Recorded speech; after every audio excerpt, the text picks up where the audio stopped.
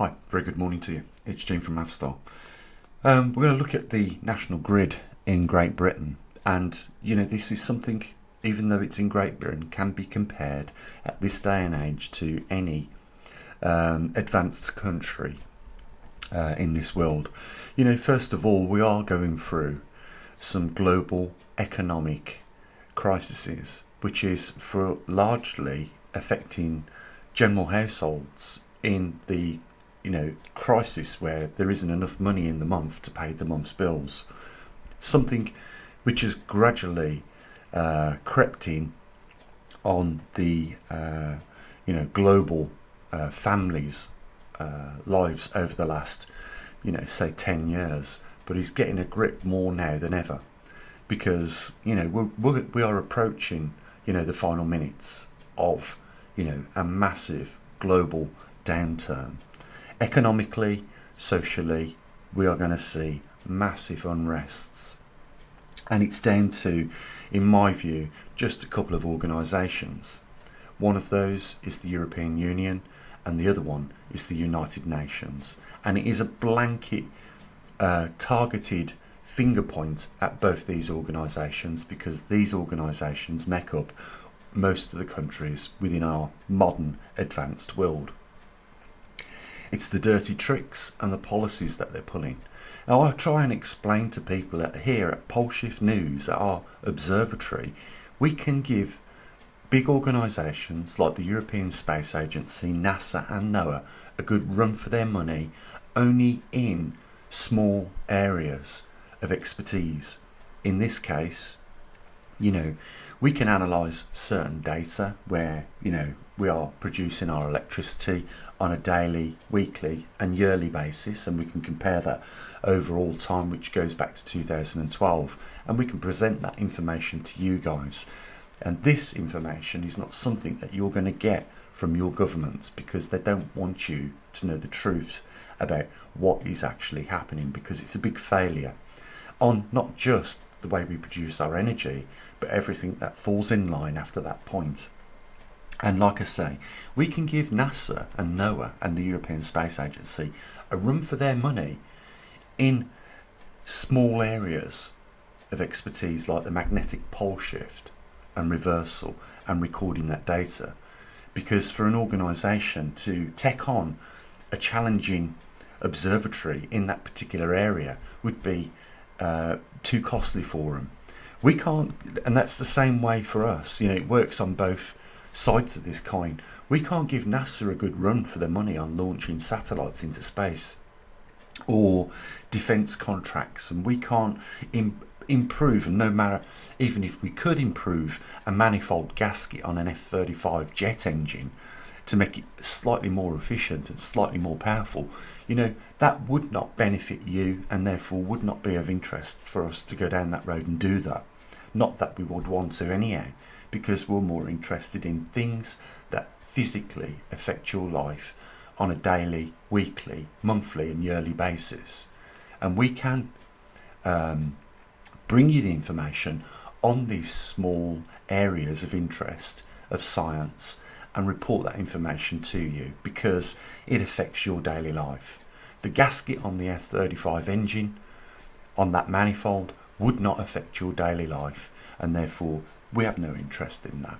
But what we're seeing now more than ever is that because we can give them a run for our money and we can compete, what we're seeing is the dirty tactics that they use in order to win a losing battle.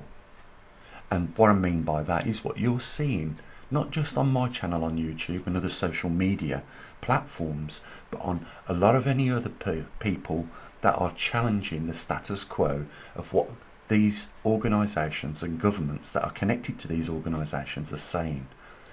They don't like it. So what have they done? Well, they've targeted us with treatment that you would associate, if we went back 30 years, with genuine terrorism.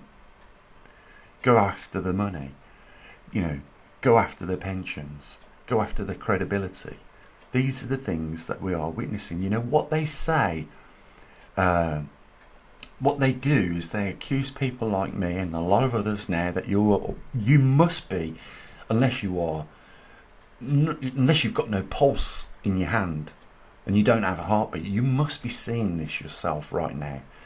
You know, the demonetisation and the persecution and people being thrown out the bank accounts, not being able to participate in a monetary system quickly shuts them little organisations down. You know, we, over the last few months, through being critical of the United Nations and the European Union, have fell subject to the tools in that toolkit that the United Nations have put into process, have created laws to do. You know, we have fell into, you know, the persecution of those tools. And, you know, we ask you guys, you know, support us. You know, use those links where you can help donate to us, become our patrons, and we can keep you informed. There's a word I wanted to use, but it is a word that has been used to overthrow governments, you know, going back the last 60, 70, 80, 90 years. You know, tactics that the Polish used to push back the Russians out of their territory. Not willingly complying with what they want you to do. You know, I forget the word that describes that action, but it's being non-compliant and not, you know, being forced to do the things that they wish you to do. And I know in this time and age, guys, it's very difficult for you to do that, especially when you are hanging on by the thread over a cliff, you know, with, you know, this global pandemic of poverty, which is now at this very moment seeing people have repossessions on the houses, cars and other properties that they've worked most of their life for. What we've seen our governments do over the last 10, 20 years is go after more than a feed at the trough. They've gone after everything, and they've taken everything off of a lot of people already, and they are going to continue to do that. You know, you can do something about this. You know, let's talk about, just before we get into showing you something about how our energy has been produced and what means it's came from over the last 10 years here in the UK. And you can go onto your own national grid, whatever country you're in. You will see the same patterns of behaviour that have, you know, now globally being unleashed on the general public globally, and it's causing a cost of living crisis for a lot of families, millions and millions of families, hundreds of millions of families. So, you know, they won't stop. And the problem is with this is that this is what brings down empires over our history, the same sort of level of corruption. I mean, there's a lot of countries, I don't need to name them, but most of them, the Western countries at the moment, are suffering a cost of living crisis. And it's largely been created on the back of trying to reduce CO2, could you believe that? And become more greener. But what you can see here is, you know, over a daily period, how well that is working out for these organisations. But what you'll also see if you dig into the data is the heinous punishment that has been caused on the general public. What you can see right now is 70% nearly.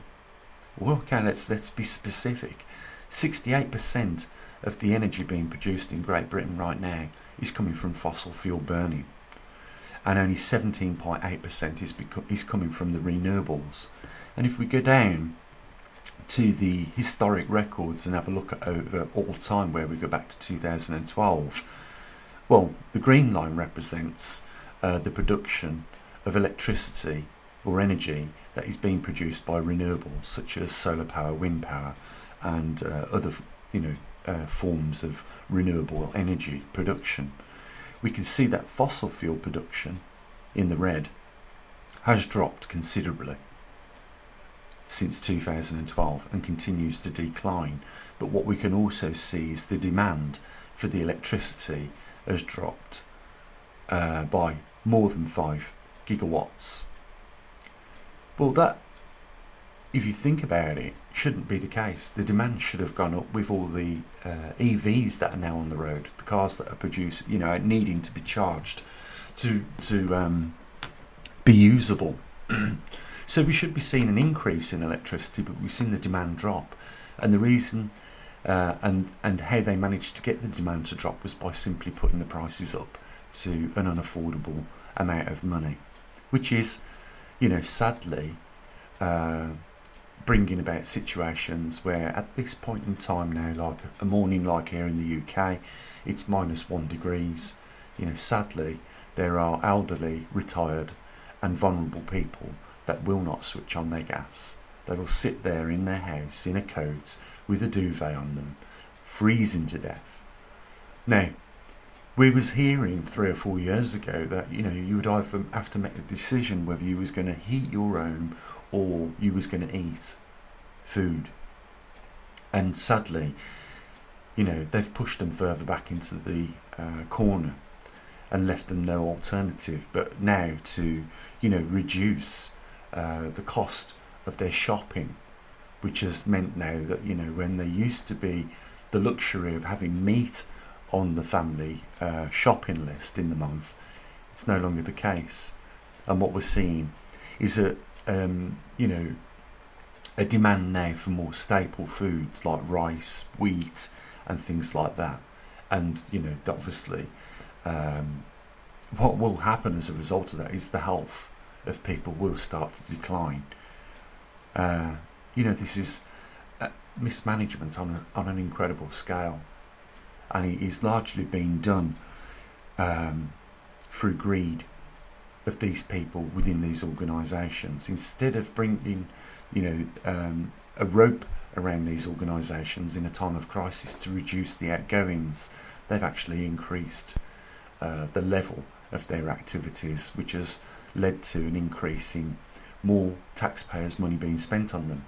I mean, in a time of crisis within any country this day and age, instead of looking to address the cost of living crisis, what they've done is give taxpayers' money away to be spent on ammunitions, arms to support wars in other countries, giving away tens of billions, hundreds of billions of pounds, when that money could have went back on their own people, and brought about solutions to get them out of their situations. No, but what we see is an increase now of tent cities building up all around the world. The response to this is not to do nothing. I keep telling you guys this. You can't just turn your back on this, because if it hasn't affected you at this moment, and you should be feeling the effects of these things that I'm talking about right now. Well, if not now, it won't be too long before it does. Something needs to be done, and they know they are going to lose this game at some point, but it can't be the fact that we just allow to sit back and wait for somebody else to do it. We have to do something about it ourselves. If you're not going to step off the track while the train's coming yourself, then nobody is going to have the power to use your legs to move you off that track. You have to do it yourself, and you have to realise first of all that there is a train on the track and it is approaching you, and it is just a matter of time before it spanks into you.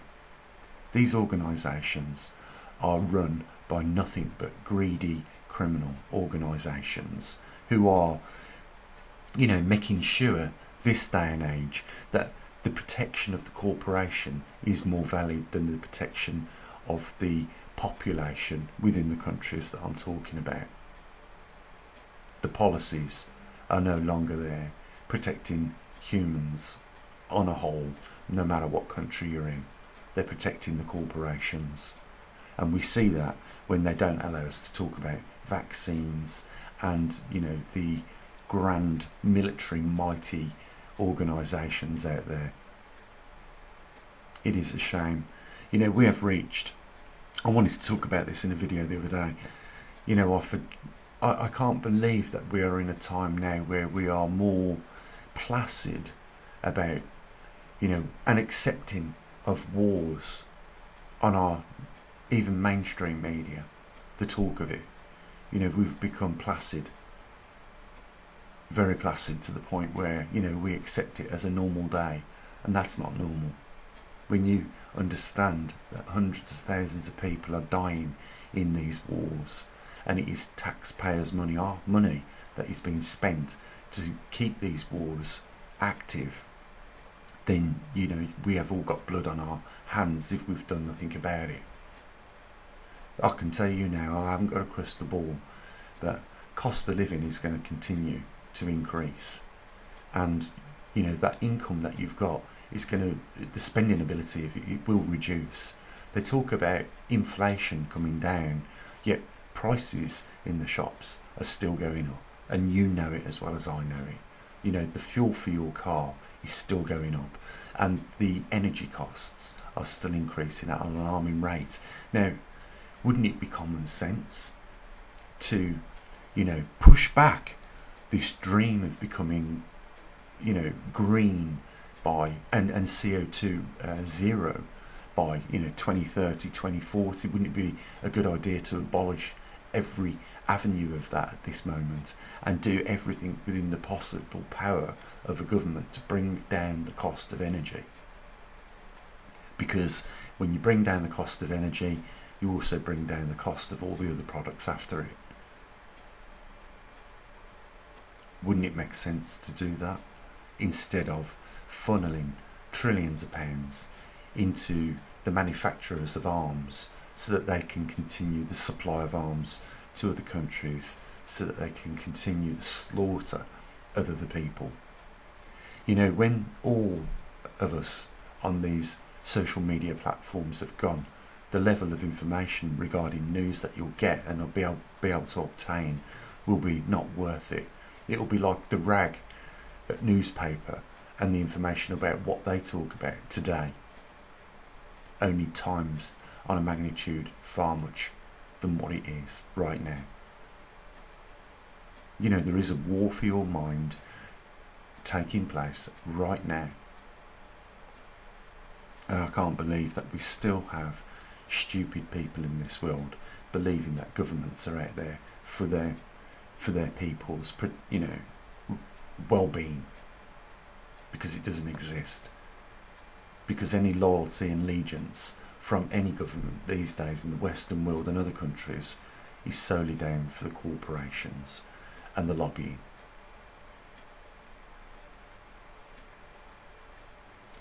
We will try to come back tomorrow to do an Earth at a glance, where we'll look at some of the anomalies that are taking place with our planet.